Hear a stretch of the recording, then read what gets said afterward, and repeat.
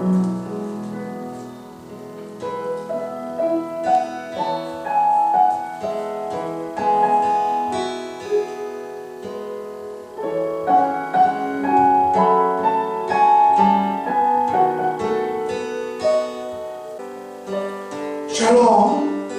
오늘은 12월 둘째 주일입니다. 코로나가 다시 기승을 부리는 이 시기에 아버지 전전에 나오신 성도님들 예수님의 이름으로 환영합니다.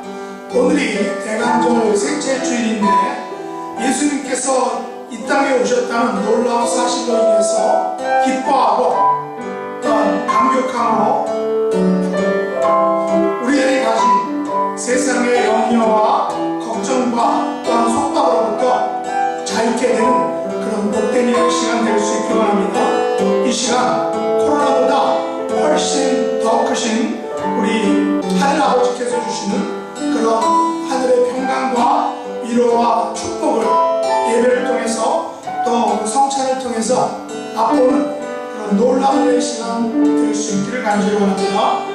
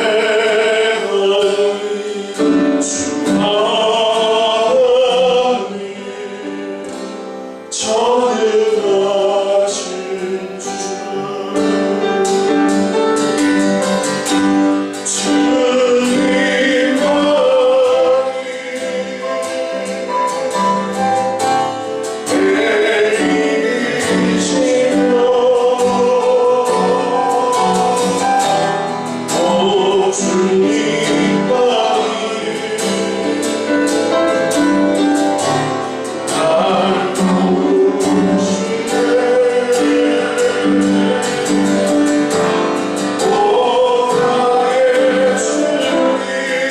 내게로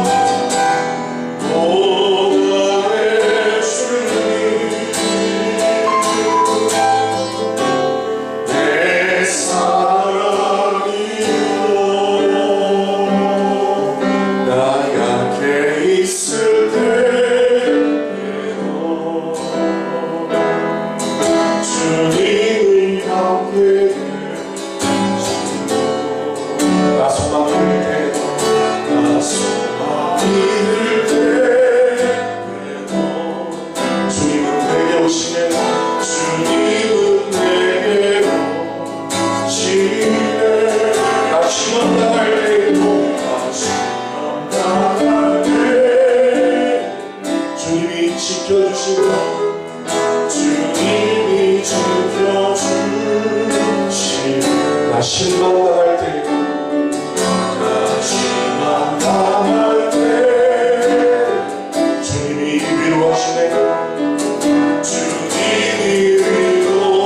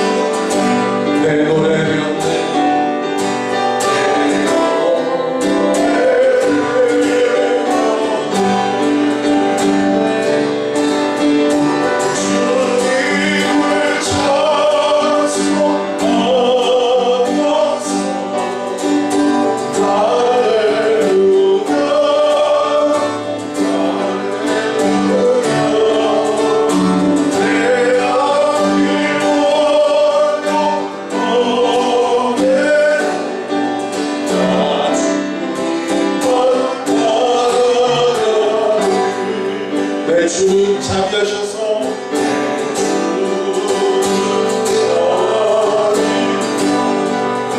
늘 함께 계시고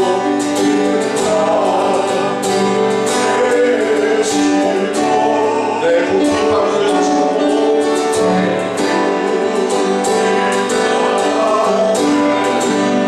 늘 채워주시고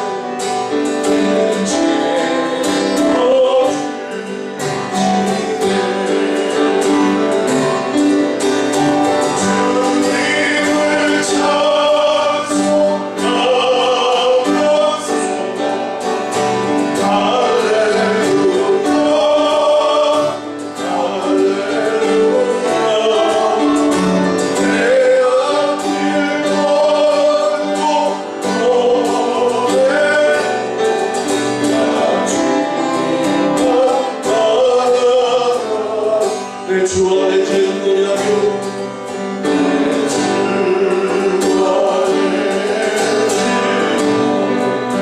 영불변하시니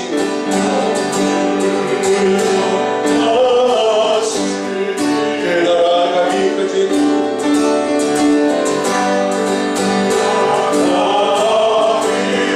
늘 보호하시네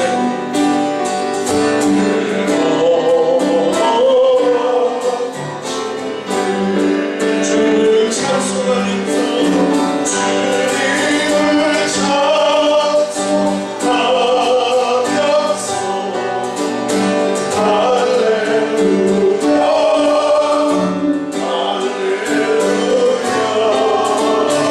내 앞길 걸고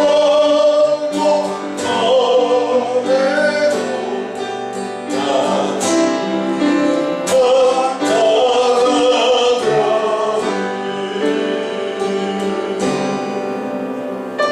이 시간 우리가 다 같이 합심으로 기도하겠습니다. 첫 번째 기도 드리는 하나님, 예배를 통해서 은혜를 허락하여 주시옵소서, 또한 평강을 허락하여 주옵소서, 치유와 회복을 맛보는 그런 복된 예배 시간이 되게 달라고 예배를 위해서 합심을 하고, 두 번째는 이제 가정의 신앙을 부흥시켜 달라고 기도하겠습니다.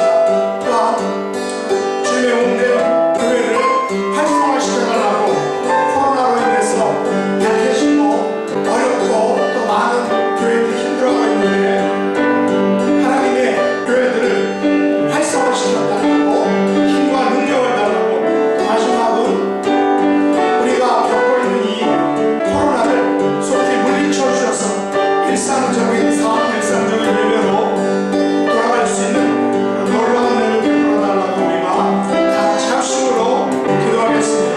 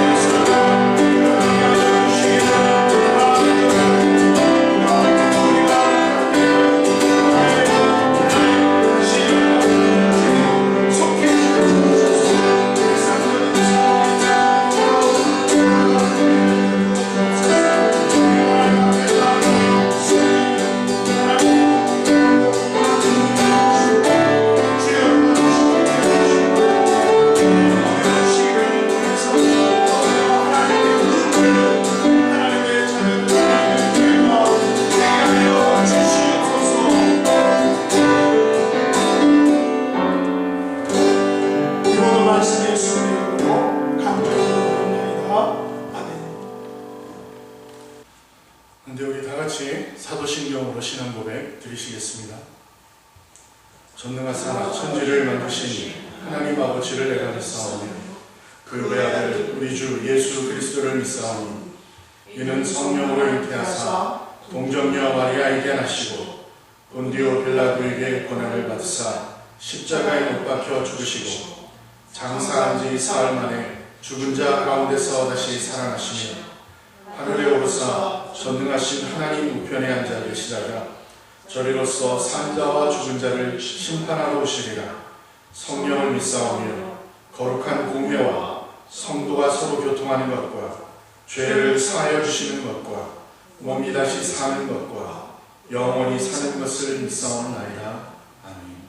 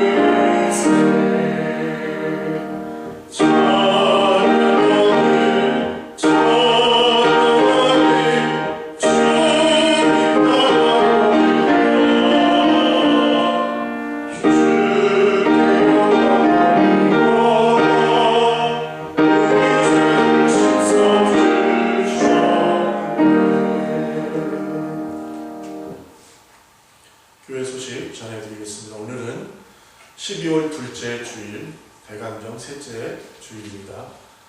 제2회 새생명 축제, 코로나로 인해서 지금 각자 작정한 태신자를 하나님 앞에 인도할 수 있도록 위해서 각자 기도하고 계시는 가운데 있는데, 그리고 결실 맺어질 수 있도록 위해서 끝까지 적극적인 참여와 기도 부탁드립니다.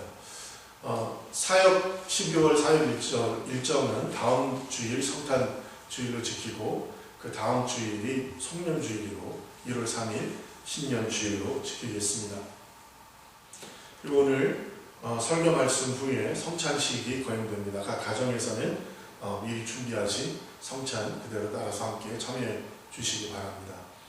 연약한 분들을 위해서 계속해서 기도해 주시기 바랍니다. 함께 기도하겠습니다. 사랑의 아버지 하나님 감사합니다. 하나님의 인도하심과 하나님의 보호하심과 하나님의 사랑하심 가운데 이제 우리가 2020년 한 해를 마감하는 가운데 있습니다.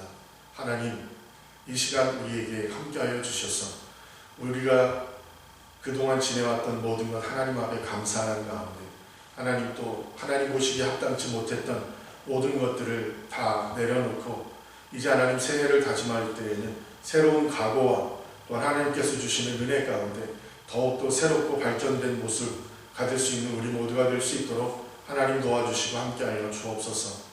지금 우리가 대강절을 지내고 있는데 하나님께서 독생자 예수 그리스도를 이 땅에 보내주신 것을 우리가 축하하고 기념하는 것뿐만 아니라 이제 다시 오실 예수 그리스도를 바라며 생활하고 살아가는 우리의 삶이 또한 될 수 있도록 또 하나님 도와주시고 함께하여 주옵소서.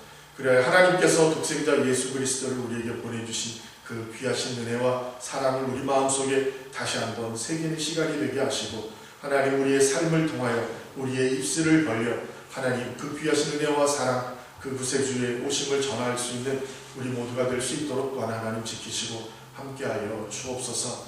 하나님께서 세워주신 교회가 복되게 성장하게 하시고, 하나님께서 허락하시고 세워주신 담임 목사님에게 힘과 능력을 함께 하시며, 하나님께서 맡겨주신 재직들은 온전히 교회의 가지로서의 역할과 사명을 잘 감당하는 가운데 하나님께서 기뻐하시는 교회로 든든히 서가게 하시고, 하나님 코로나로 인하여 올 한 해 여러 가지로 고생했지만 하나님 그로 인하여 우리의 신앙이 더욱더 단단해진 모습으로 내년에 하나님께서 인도하시는 가운데 더 크고 놀라운 부흥을 우리의 눈으로 목도할 수 있도록 하나님 도우시고 함께하여 주옵소서.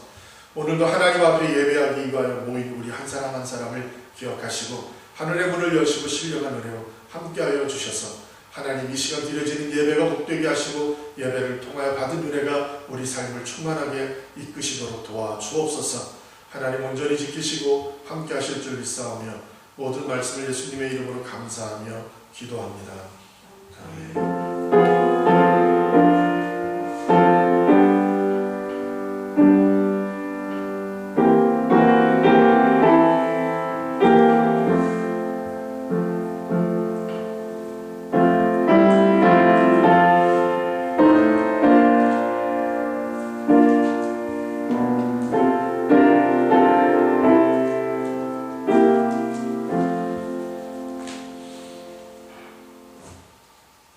성경 말씀 보시겠습니다. 성경 말씀은 데살로니가 전서 5장 16절에서 24절까지의 말씀입니다. 데살로니가 전서 5장 16절에서 24절까지의 말씀 우리 다 같이 한 목소리로 함께 봉독하겠습니다. 항상 기뻐하라. 쉬지 말고 기도하라. 범사에 감사하라. 이것이 그리스도 예수 안에서 너희를 향하신 하나님의 뜻이니라. 성령을 소멸하지 말고 예언을 멸시하지 말고 범사에 헤아려 좋은 것을 취하고 악은 어떤 모양이라도 버리라.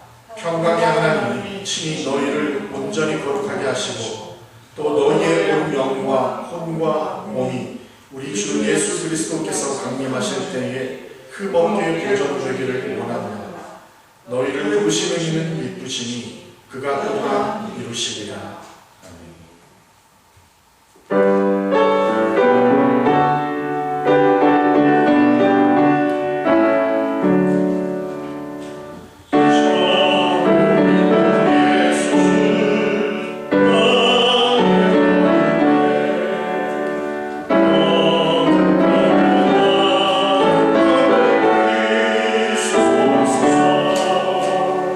내 삶을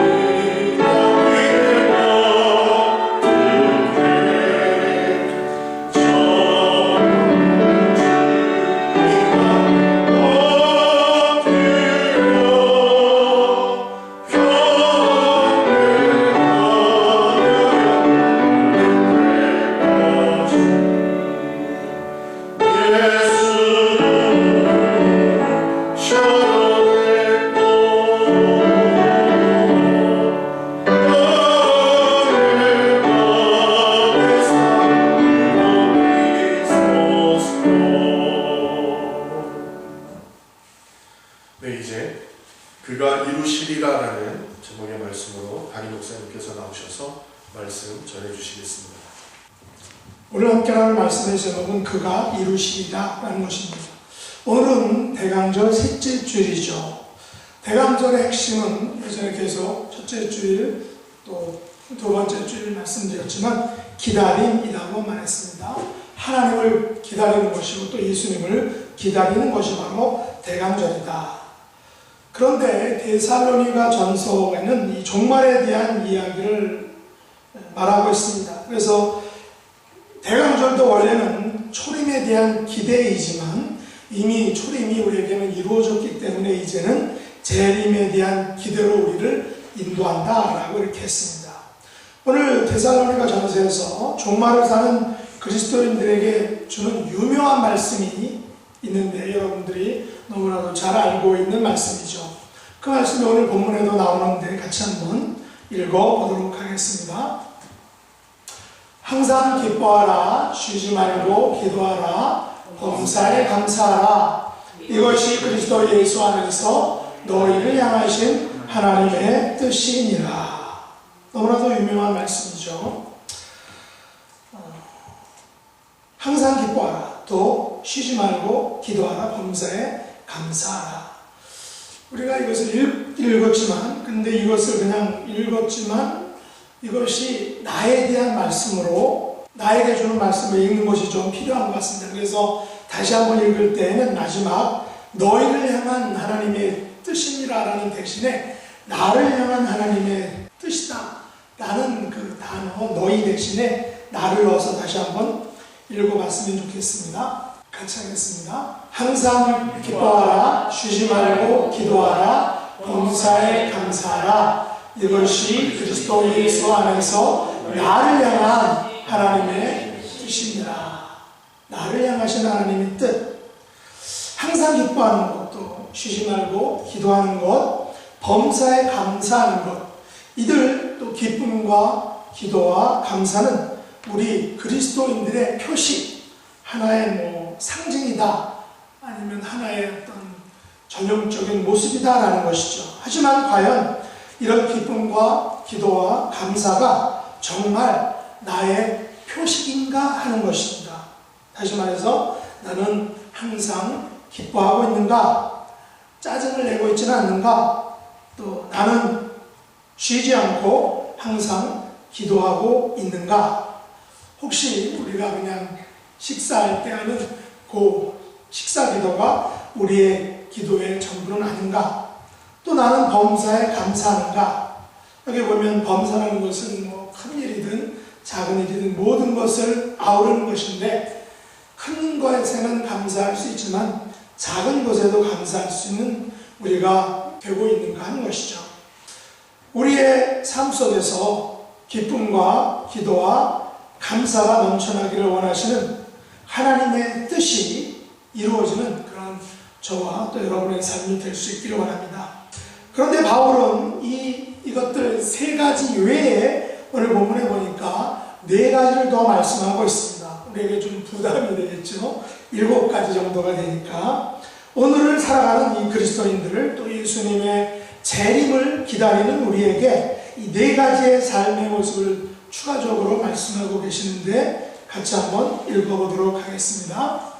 성령을 소멸하지 말며 예언을 멸시하지 말고 범사에 헤아려 좋은 것을 취하고 악은 어떤 모양이라도 버리라. 이 네 가지를 말씀하고 있는데 이 네 가지를 한번 살펴보겠습니다. 첫째, 그리스도인은 성령을 소멸하지 말라라는 것입니다. 성령이 어떤 것입니까? 성령은 진리의 영이죠. 이 진리의 성령님께서 우리를 모든 진리 가운데로 인도해 주신다라고 했습니다. 또 이 성령님은 우리와 함께 거하시고 우리 속에 거하신다라고 했죠. 성령님은 보혜사 성령님, 또 성령님은 우리의 상담자, 카운셀러다라고 알고 있습니다. 성령님은 우리의 모든 것을 가르쳐 주신다는 거죠. 성령님은 예수님께서 우리에게 말씀하신 것을, 모든 것을 생각나게 해주신다라는 것입니다. 물론 여기서 생각나게 해주신다라는 것은 예수님이 말씀하신 것을 어떤 지식적인 것만 생각나게 해주고 한다는 그런 말이 아니라 모든 것을 생각나게 해준다는 말에는 예수님께서 말씀하신 것을 우리가 우리 안에 우리의 삶 속에서 내면화할 수 있는 것을 실천할 수 있는 능력까지도 함께 허락해 주신다는 말씀이겠죠. 여러분에게 과연 이 성령님과 같은 분이 있으십니까? 여러분을 진리 가운데로 인도해 줄 사람이 있습니까? 물론 이 세상에서 만나는 여러 종류의 선생님들이 계실 수 있습니다. 하지만 여러분과 함께 거하고 또 여러분 속에 거하시는 그 사람이 있는가라는 것입니다. 놀랍게도 우리 그리스도인들은 이런 성령님을 가지고 있다는 것입니다. 아주 엄청난 특권입니다. 또 완벽한 보디가드라고 할 수 있습니다. 그래서 우리는 이런 성령님을 소멸하지 말아야 한다는 것입니다. 성령님을 소멸한다는 것은 성령의 불을 끄는 것이고, 또 성령을 소멸한다는 것은 성령의 불이 나에게서 사라지는 것을 말하죠. 성령의 불을 끄고 사라지게 하는 것은 바로 성령을 우리에게서 소멸하는 것입니다. 나와 함께 거하시고 내 속에 거하시는 이 성령님을 나로부터 떠나게 하게 하는 것이죠.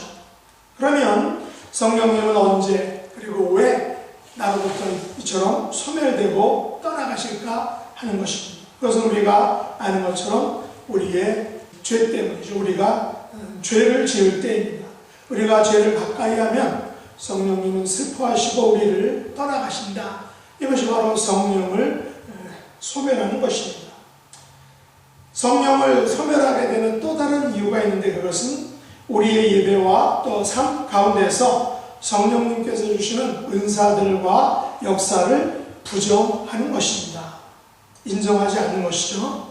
성령의 은사들은 어떤 것이 있습니까? 고린도전서 12장에 보면 지혜의 은사, 또 지식의 말씀의 은사, 또 믿음의 은사, 병 고치는 은사, 또 능력 행함의 은사, 예언함의 은사, 또 영들 분별하는 은사, 방언하는 은사, 마음을 통역하는 은사, 그리고 마지막으로 고린도전서 13장에서 바로 유명한 사랑의 은사가 있죠. 그래서 은사는 여러 가지만 성령은 같다고 했고, 직분은 여러 가지만 주는 같다고 했고, 사역은 여러 가지나 모든 것을 모든 사람에게 나누어 주시는 하나님은 같다라고 했습니다. 각 사람에게서 성령을 나타내심은 유익하게 하기 위해서다라고 했죠.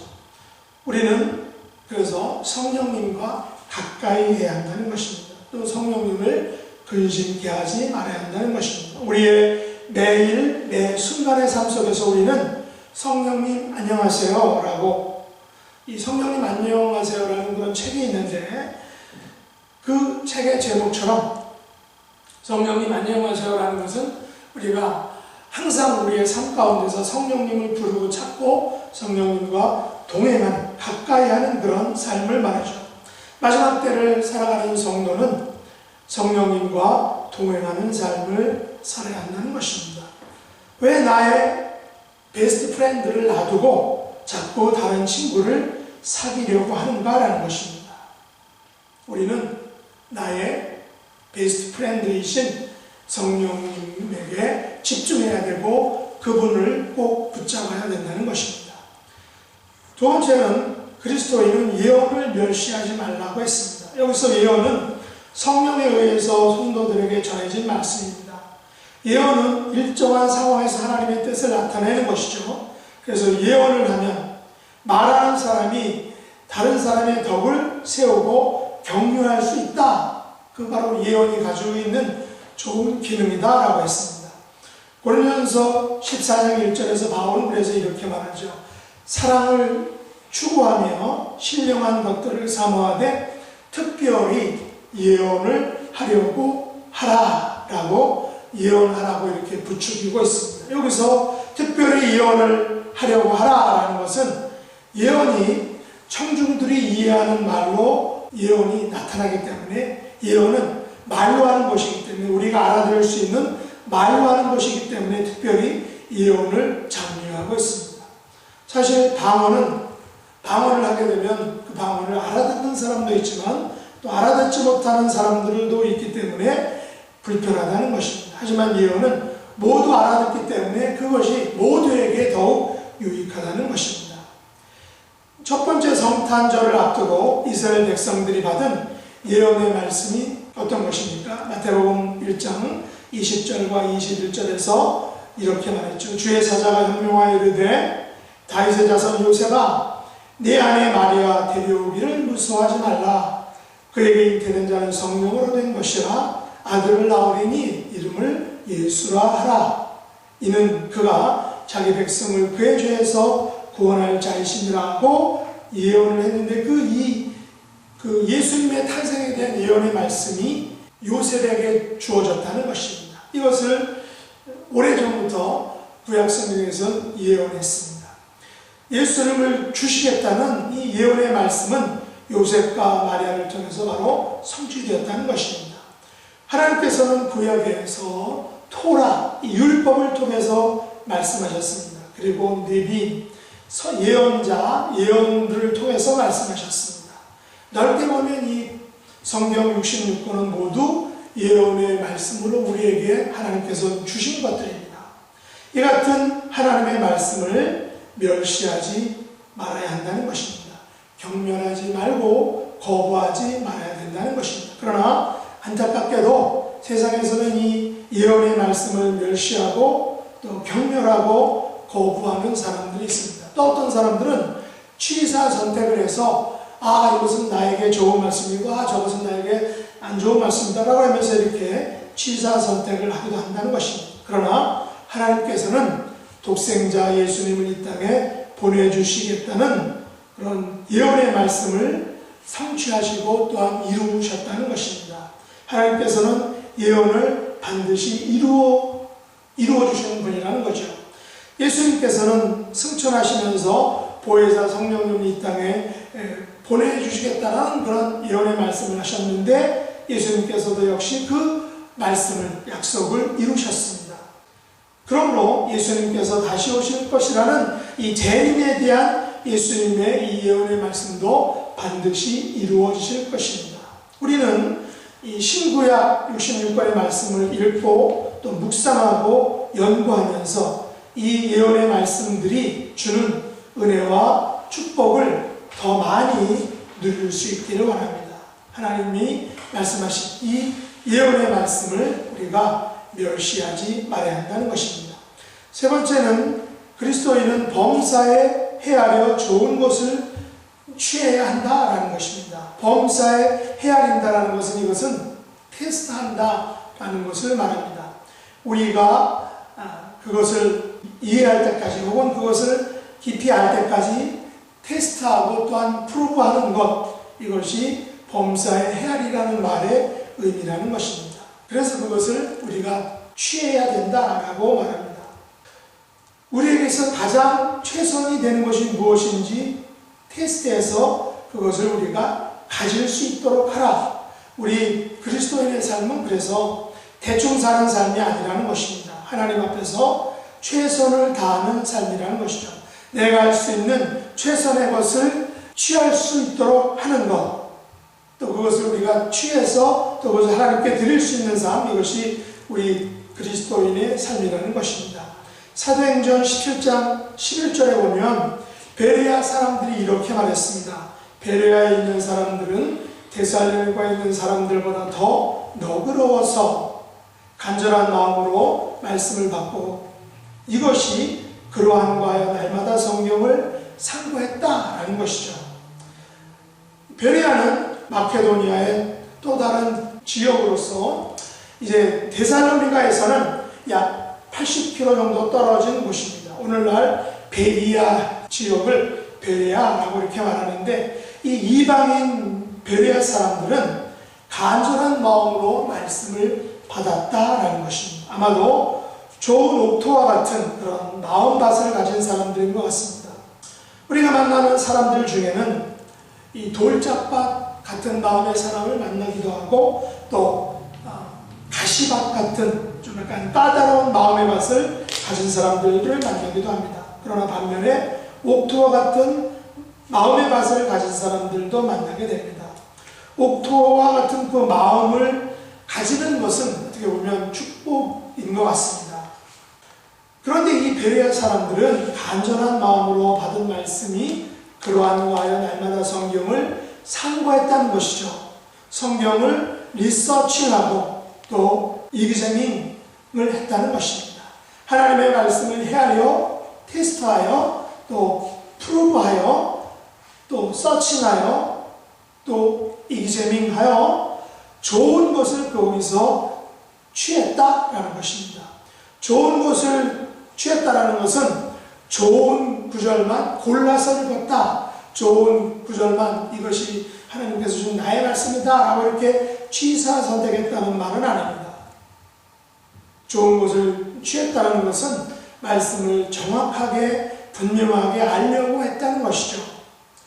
여러분, 우리가 성경을 잘 몰라서 그렇지 이 베레아 사람들처럼 성경 구석구석을 훑고 또 자세히 찾고 꼼꼼하게 읽어간다면 성경 말씀 안에는 수많은 신기한 보화와 또 약속들과 위로와 권명과 또 능력과 힘을 주는 그런 귀한 말씀들이 가득하다라는 사실입니다. 동방 박사들은 동방에서 예수님의 별을 보고 경배하러 베들레헴에 왔지만 이 헤로당은 당시 대제사장들과 서기관들로부터 유대 베들레헴에서 왕이 나온다라는 말을 성경 속에서 확인했습니다. 비록 대제사장들과 서기관들이 아무리 성경에 각식하고 정통했어도 미가 선지자가 예언한 이 메시아 탄생에 대한 말씀을 범사에 헤아리지 않았기 때문에 말씀하신 것을 정확하고 분명하게 취하지 않았기 때문에 아기 예수님께 경배드릴 수 있는 그 좋은 기회와 특권을 이방 동방 박사들에게 빼앗겼다라는 사실입니다. 만일 그들 대제사장들과 서기관들이 유대 땅 베들레헴아 너는 유대 고을 중에서 가장 작지 아니하도다 내게서 한 다스리는 자가 나와서 내 백성 이스라엘의 목자가 되리라 라는 이 그 미가 선지자의 예언의 말씀이 그러한가 하여 날마다 상고하고 받아들였더라면 그들은 예수님을 첫 번째로 경배하는 그런 축복을 누렸을 것입니다. 오늘날 우리들은 얼마나 성경 말씀에 대해서 그러한가 하여 성경을 상고하는 삶을 살고 있습니까? 사실 새벽기도의 말씀을 전하는 것은 쉬운 일이 아닙니다. 왜냐하면 말씀을 읽어야죠. 묵상해야죠. 또 연구하고 다른 것들을 보고 또 그것을 또 컴퓨터에 또 타이핑해서 입력하고 또 그것을 출력하고 또 그것을 녹음해야 되죠. 편집하고 또 그것을 유튜브에 올려야 되죠. 보통 많은 노력과 시간을 요하는 것이 아닙니다. 그러나 이런 수고와 노동을 통해서 여러분들은 편하게 말씀을 대하게 됩니다. 그러나 저 개인적으로는 힘들지만 가장 유익을 얻는 장본인이다라는 것입니다. 저는 성경 말씀에 대해서 구조를 분석하곤 합니다. 구조를 분석한다는 것은 한 절 한 절, 또 한 단어, 또 한 구절을 그 문맥에 따라서 이렇게 그 서로 나열하고 또 그 같은 비슷한 단어 또한 비슷한 문맥을 같이 이렇게 놓고 하면서 그렇게 하는 것인데, 이렇게 하면 하나님께서 말씀하시는 것을 더욱 분명하고 또 정확하게 또 때로는 시각적으로 무엇을 말씀하시는지 제가 이렇게 구절을 분석한 그러한 그 종이를 보고서 더 분명하게 알 수 있다는 것입니다. 저희 아내가 구독하는 유튜브 채널 중에는 엄마와 아들이 성경 말씀을 번갈아 가면서 낭독하는 그런 것이 있습니다.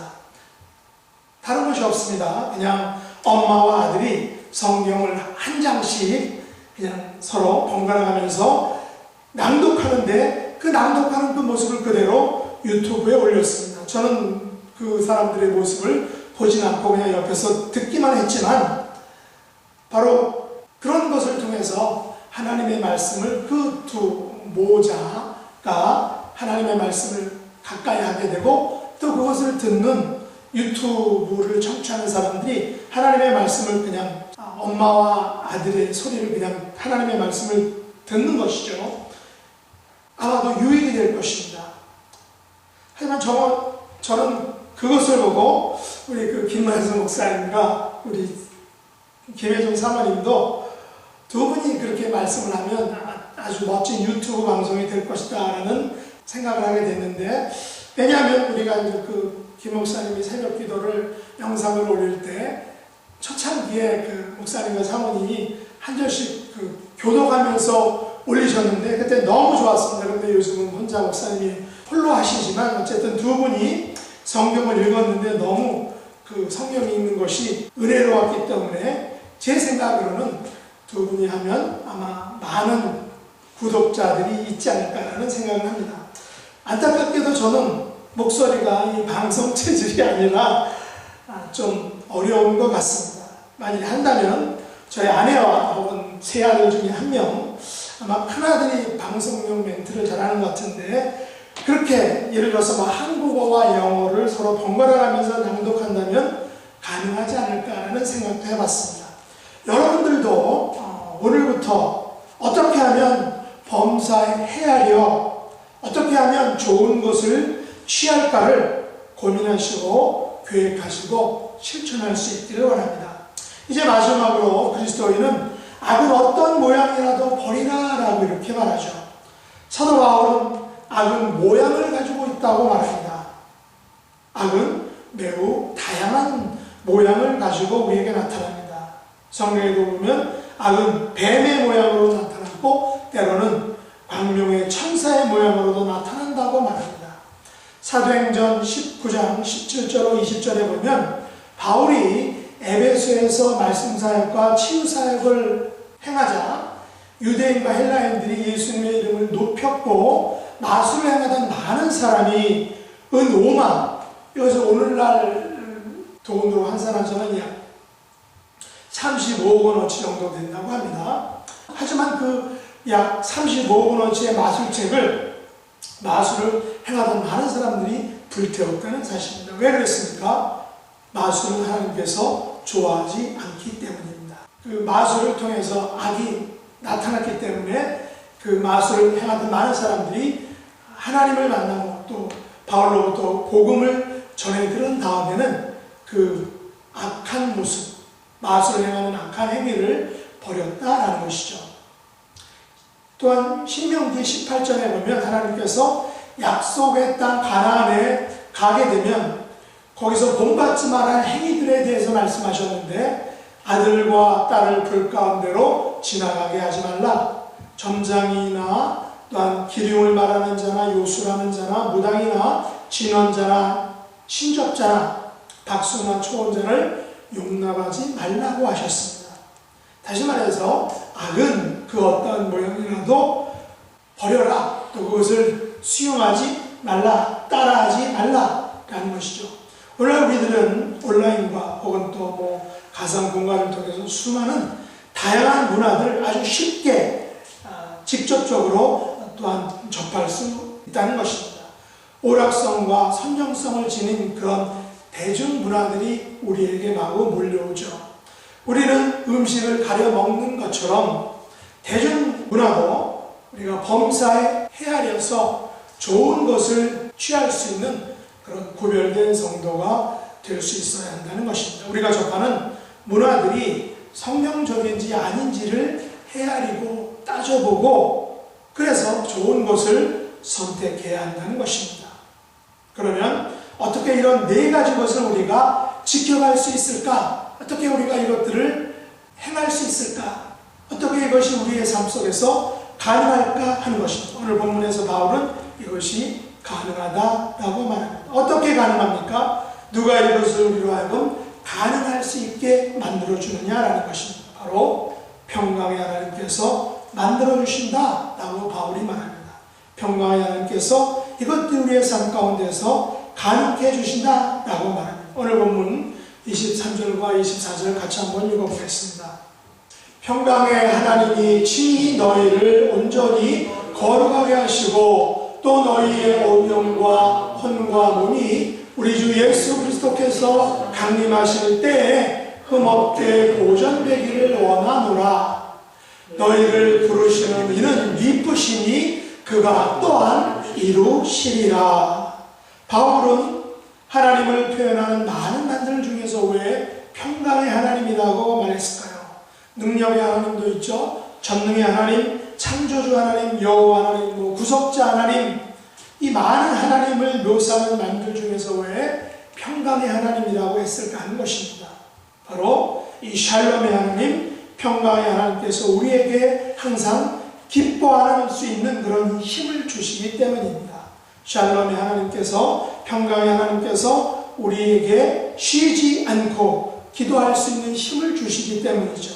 샬롬의 하나님께서, 평강의 하나님께서 범사에 감사할 수 있는 능력을 우리에게 줄 수 있기 때문에 그렇습니다. 또한 샬롬의 하나님, 평강의 하나님께서 우리가 성령을 소멸하지 않게 해주시기 때문에 그렇습니다. 우리가 예언을 멸시하지 않게 해줄 수 있기 때문에 그렇습니다. 샬롬의 하나님께서, 평강의 하나님께서 우리가 범사에 헤아려 좋은 것을 취할 수 있게 해주시기 때문이다 라는 것입니다. 샬롬의 하나님, 또한 평강의 하나님께서는 우리가 악은 그 어떤 모양이라도 버릴 수 있도록 도와주실 수 있다는 것입니다. 우리에게 샬롬을 주시는 하나님, 우리에게 평강을 주시는 하나님만이 평강 속에서 항상 기뻐하고, 평강 속에서 항상 기도하고, 평강 속에서 항상 감사하고, 평강 속에서 항상 성령과 동행하고, 평강 속에서 항상 예언의 귀를 기울이고, 또 평강 속에서 항상 좋은 것을 취할 수 있게 해주고, 평강 속에서 항상 어떤 모양이라도 악을, 어떤 모양의 악이라도 버릴 수 있게 해주신다는 것입니다. 평강의 하나님께서 이런 것을 우리에게 허락해 주신다는 것입니다. 그래서 바울은 우리가 평강의 하나님을 의지할 때 평강의 하나님께서 우리를 온전히 거룩하게 해주신다라고 말합니다. 우리가 평강의 하나님을 의지할 때 그 평강의 하나님께서 우리를 예수께서 재림하실 때에 흠없게 보존시켜 주신다라고 해주십니다. 우리가 평강의 하나님을 의지하게 될 때 우리가 거룩함을 가진 그리스도인으로서 흠없게 보존되게 해주신다라는 것입니다. 평강의 하나님께서 저와 여러분을 당신의 백성과 자녀로 불러주신 것입니다.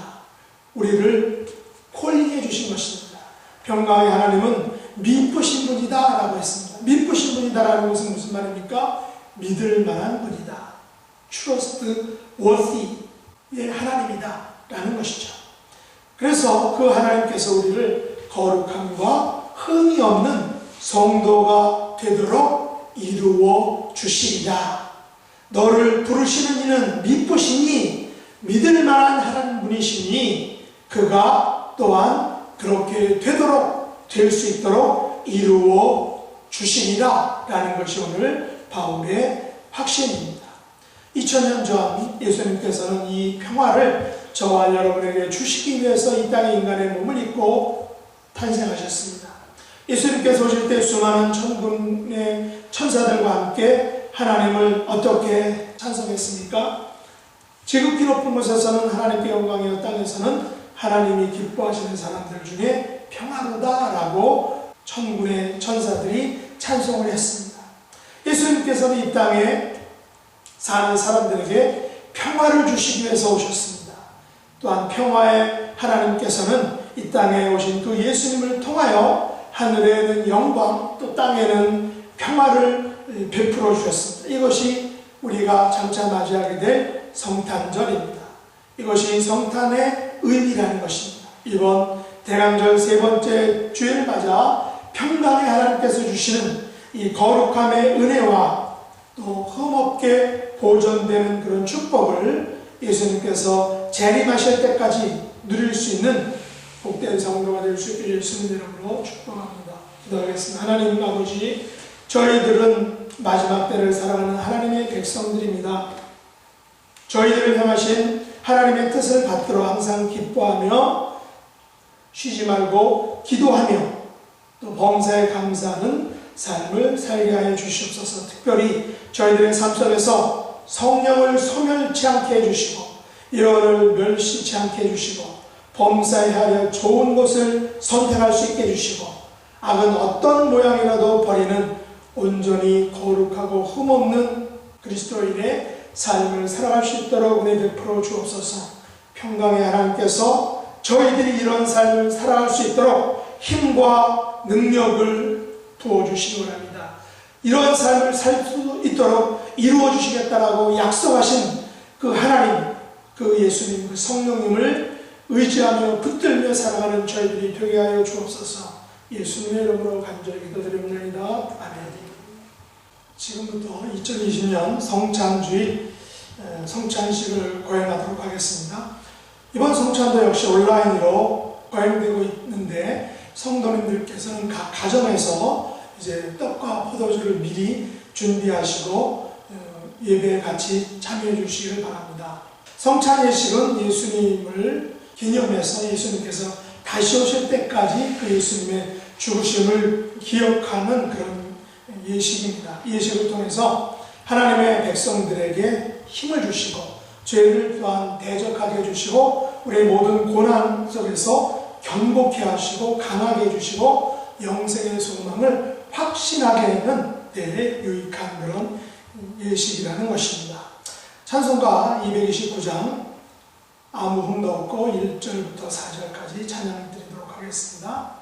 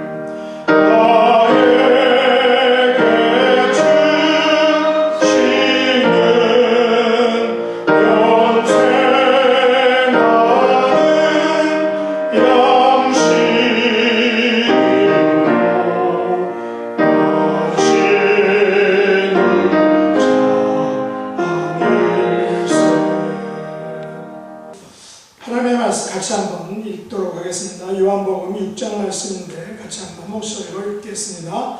예수께서 이르시되 나는 생명의 떡이니 내게 오는 자는 결코 줄이지 아니할 터이요 나를 믿는 자는 영원히 목마르지 아니하리라. 나는 하늘에서 내려온 살아있는 떡이니 사람이 이 떡을 먹으면 영생하리라. 내가 줄 떡은 곧 세상의 생명을 위한 내 살이니라 하시니라. 내 살을 먹고 내 피를 마시는 자는 영생을 가졌고 마지막 날에 내가 그를 다시 살리리니 내 살은 참된 양식이요 내 피는 참된 음료로다. 내 살을 먹고 내 피를 마시는 자는 내 안에 거하고 나도 그의 안에 거하나니 살아계신 아버지께서 나를 보내시네 내가 아버지로 말미암아 사는 것 같이 나를 먹는 그 사람도 나로 말미암아 살리라. 이것은 하늘에서 내려온 떡이니 조상들이 먹고도 죽은 그것과 같지 아니하여 이 떡을 먹는 자는 영원히 살리라. 아멘. 성찬에 참여한다는 것은 우리가 주님의 살과 피를 먹고 마신다는 것입니다. 우리가 성찬에 참여함으로 우리는 예수님과 연합하고 하나가 되는 것이죠. 하나님의 독생자이신 예수님께서 죄인된 저와 여러분을 구원하시기 위해서 이 땅에 오셨고 또 몸이 상하시고 또한 찢기셨습니다. 또한 예수님의 몸에서 한 방울의 피도 남김없이 다 우리를 위해서 내어주셨습니다. 또 예수님은 3일 만에 부활하셨고 또 하늘로 올라가시면서 다시 오시겠다라고 약속하셨습니다. 그리고 세상 끝날까지 우리와 항상 있겠다라고 하셨죠. 이제 이 땅에 남은 저와 여러분은 생명의 떡이신 예수님을 믿음으로 영원히 목마르지 않게 되는 것이고 영생을 얻게 된 것입니다. 예수님께서 우리들을 마지막 날에 다시 살려주실 것입니다. 우리는 이 땅에서 성찬 예식에 참여함으로 참된 양식과 참된 음료를 미리 맛보는 것입니다. 또 예수님께서 내 안에 거하시고 내가 예수님 안에 거할 수 있는 그런 신비를 맛보는 것입니다. 우리는 성찬 예식을 통해서 영원한 생명의 기쁨과 축복에 참여할 수 있는 것입니다. 오늘 이 예식을 통해서 주님께서 주시는 참 평안함과 영생의 복을 누리는 그런 저와 여러분 될 수 있기를 원합니다. 분명하시겠습니다. 댁에 계신 성도님들께서는 준비하신 떡을 두 손으로 들고 있으시기 바랍니다. 다 같이 기도드리겠습니다. 주님께서 잡히시던 밤에 떡을 가지사 축사하시고 떼어주시며 이것은 너희를 위하는 내 몸인 이것을 행하여 나를 기념하라 하셨습니다. 주님의 명령을 따라 떡을 떼어 나누고자 하오니 이 떡이 우리를 위하여 주시는 영생의 떡임을 알 수 있도록 은혜 베풀어 주옵소서. 예수님의 이름으로 간절히 기도드렸나이다. 아멘. 다 같이 떡을 드시겠습니다.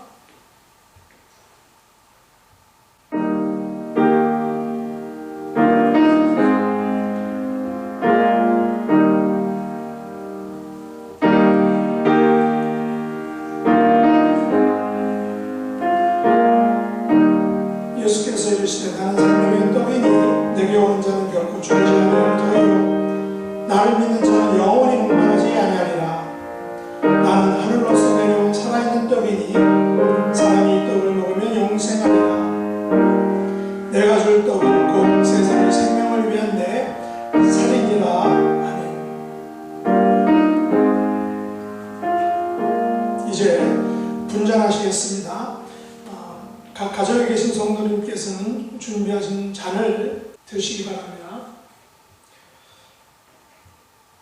기도드리겠습니다. 우리 주님께서 식후에 또한 이와 같이 잔을 가지사 축사하신 후에 제자들에게 주시면서 이렇게 말씀하셨습니다. 이 잔은 내 피로 세운 새 언약이니 이것을 행하여 마실 때마다 나를 기념하라 라고 말씀하셨습니다. 하나님 아버지, 주님의 명령에 따라 명령을 의지하여 주님의 잔을 받으려고 하오니 우리를 위하여 십자가에서 흘리신 그 보혈의 공로를 의지하는 삶을 살 수 있게 해주시며 주님의 죽으심과 부활을 땅끝까지 전할 수 있는 저희들이 될 수 있도록 은혜 내려 주옵소서. 주님의 보혈의 능력과 권세를 통해서 우리의 모든 육신의 질병들과 영적인 아픔들을 겪는 모든 백성들을 깨끗하게 온전하게 치유해 주시고 또한 회복시켜 주시기를 간절히 간구합니다. 예수님의 이름으로 간절히 기도드립니다. 아멘. 다 같이 잔을 드시겠습니다.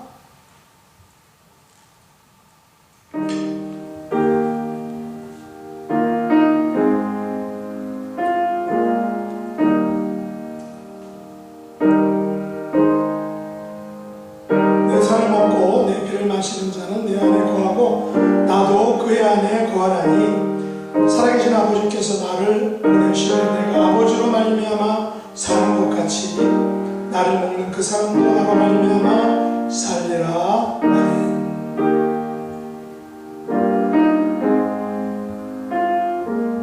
다 같이 기도드리겠습니다. 하나님 아버지, 저희들을 존귀한 우리 주님의 백성 삼아주시고 거룩한 성찬에 참여할 수 있도록 은혜 베풀어 주신 것을 감사합니다. 저희들의 남은 생애가 성령과 예언의 말씀과 함께 살아가는 복된 생애가 될 수 있도록 은총 베풀어 주옵소서.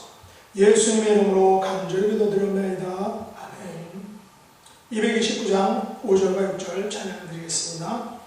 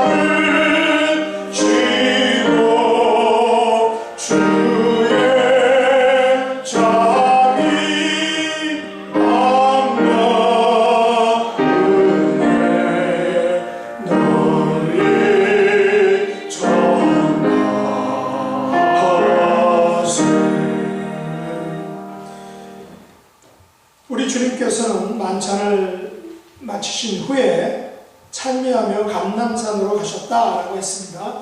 우리는 세상 속으로 나가서 예수님의 죽음과 부활과 재림을 증거하는 그런 복된 성도의 삶을 살 수 있기를 예수님 이름으로 축복합니다. 558장 3절 4절 부르며 예배를 드리겠습니다.